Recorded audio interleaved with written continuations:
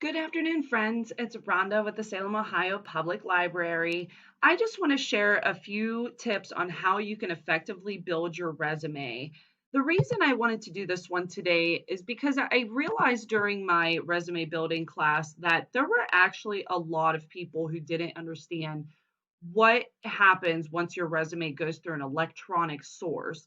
So, once that happens, how can you effectively get your resume to that employer before all of those other resumes build up and yours sort of gets lost in the pile? So, to start out, I just want to share some quick stats about employers looking to hire. On average, how long do you think employers look at a resume? The sad truth is that they only can give about 6 to 7 seconds of their undivided attention before they choose which pile to put you in. This is why your resume needs to be visually appealing and easy on the eyes. Make it really pop, but also make sure that it is clearly written so that the employer can immediately see the value that you could bring to their company. How long should a resume be? This is quite the common question. As most of us know, it should be at about 1 page long. You can get away with two if the references and information that you have on that resume are truly important to the application.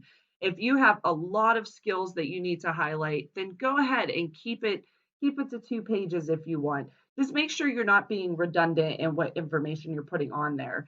So, for instance, if you wanted to say that you were an expert at Microsoft Excel, Microsoft Word, and Microsoft Publisher, instead of creating 3 lines for that, you really should just go ahead and put 1 line saying that you're an expert at the Microsoft suite. On average, how many resumes are accepted online per job opening? 250 plus. It does dwindle down. More than 200 start the process, but only 75% will finish that process.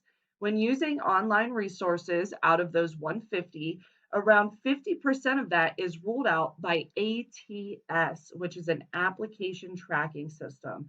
This is used to find keywords and applications that the employer thinks is better suited for their opening. In essence, you have about a 30% chance of your resume even making it to the hiring employer's desk.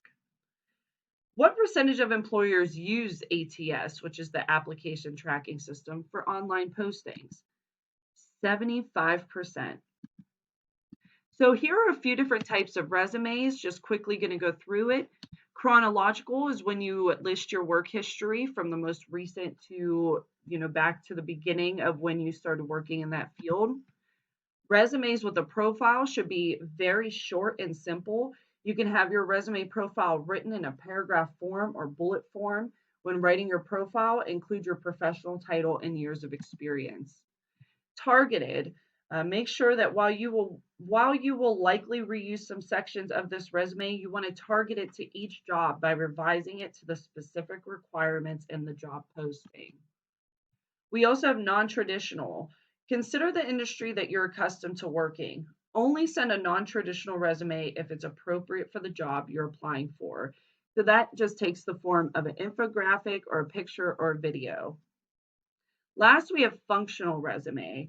Emphasize your skills. This type is different from the traditional resume, where the focus is on your employment history, including your job responsibilities.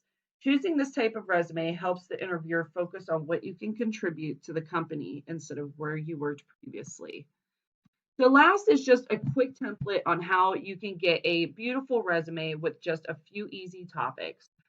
Make sure you have your contact info, which is your email, phone, and address. You want a summary.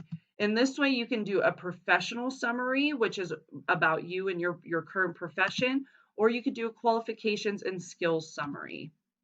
You can also list your experience. Of course, this is your work and job history and your education.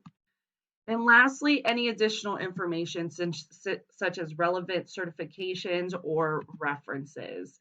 So I hope this helps you sort of put in perspective what you need to do with your resume in order to get it to that employer's hands. I really hope this helps. If you guys need any extra information, please leave some comments on the Facebook page and I would be happy to address them. Thank you. Have a good day.